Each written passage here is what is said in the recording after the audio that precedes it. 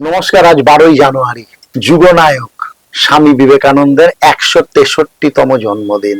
আমরা একদিনের জন্য পালন করব না প্রতিদিনের জন্য পালন করব, সেটা কিন্তু এবার আমার বিবেকানন্দ যেন আমার বিবেককে সেই জাগরিত করে যে তার যে চিন্তা ভাবনা, তার যে কর্মপ্রণালী আমরা কি একদিনের জন্য ব্যবহার করব না প্রতিদিনের জন্য ব্যবহার করব।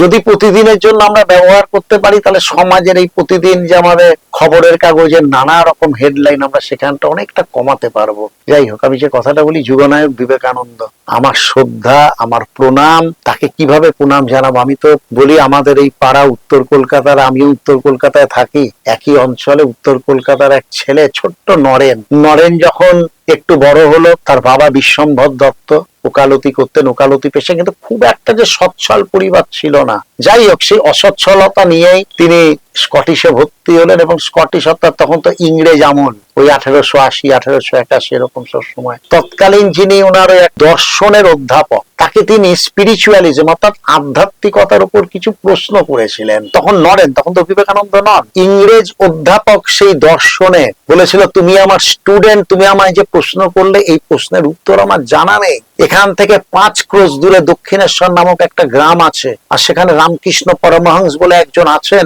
তুমি তার কাছে যাও, এই তোমার যে স্পিরিচুয়ালিজমের এই যে প্রশ্নের উত্তর তিনি তোমায় দিতে পারবেন। বিবেকানন্দের মধ্যে কিন্তু অনেক দ্বন্দ্ব ছিল, কারণ তিনি নাস্তিক ছিলেন, এবং কে ঠাকুর এই সমস্ত সাধু সন্ন্যাসীর প্রতি যাওয়া তার একটা অনীহা ছিল, এবং সেই একরাশ অবিশ্বাস বুকে নিয়ে দক্ষিণেশ্বর গেলেন।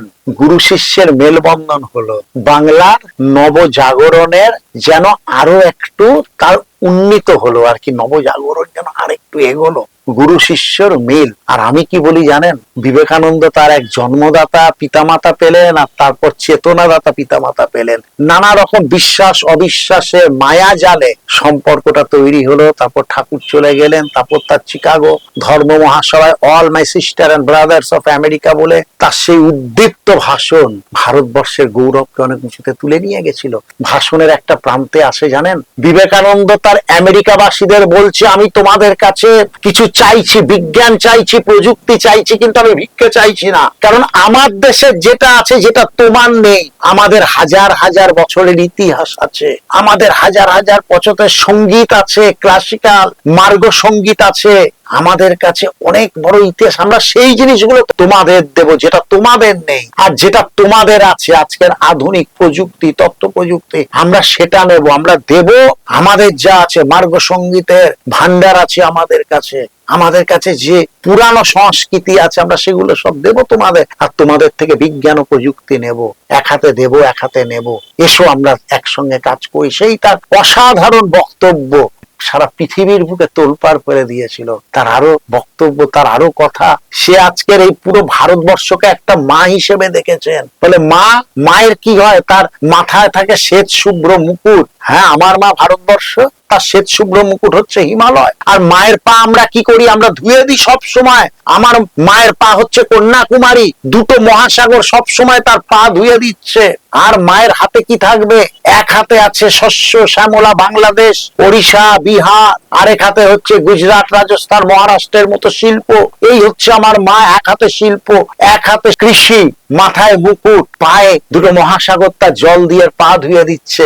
আমার মা ভারতবর্ষ, সেই মাকে ভালোবাসতে হবে। আমরা বিবেকানন্দের 163তম জন্মদিবসে ভালোবাসতে গেলে বিবেকানন্দের বর্ণিত যে ভারত মা, তাকে ভালোবাসতে হবে। আমরা আমাদের ছোট ছোট স্বার্থ চরিতার্থ করবার জন্য বারবার মাকে কষাঘাত বা মাকে ছুরিঘাত, মানে হচ্ছে মায়ের সন্তানদের তো করছি আমরা ধর্মের ভিত্তিতে, রাজনীতির ভিত্তিতে, মতের ভিত্তিতে, ভাই ভাই সম্পত্তির ভিত্তিতে তো রক্তপাত করছি না। তাহলে মায়ের সন্তানকেই তো আমি রক্তপাত করছি। আবার আমরা বিবেকানন্দের ছবি লাগিয়ে রাখছি, আমরা বিবেকানন্দের জন্মদিনে তাকে শ্রদ্ধা জানাচ্ছি। দুটো তো একসাথে হবে না। আসুন, আমার বিভিন্ন মত থাকতে পারে, ধর্ম থাকতে পারে, রাজনৈতিক মত থাকতে পারে, সমস্ত থাকতে পারে, সবার ঊর্ধ্বে আমরা সবাই ভারত মায়ের সন্তান। আর বিবেকানন্দের মা শ্বেত শুভ্র মুকুট পরা সেই মা সন্তান আমরা সবাই। তাকে শ্রদ্ধা জানাতে গেলে আমরা যদি ভারতের প্রতিটা মানুষের প্রতি আমাদের নিজেদের বিশ্বাস শ্রদ্ধা সবটা থাকতে পারে, তবেই আমাদের অধিকার থাকবে তার জন্মদিন পালন করবার। আমিও চেষ্টা করব, সেটা নিশ্চিতভাবে চেষ্টা করে চলেছি। আমরা সবাই মিলে চেষ্টা করব, তবেই তাকে পূর্ণ সম্মান দেওয়া হবে।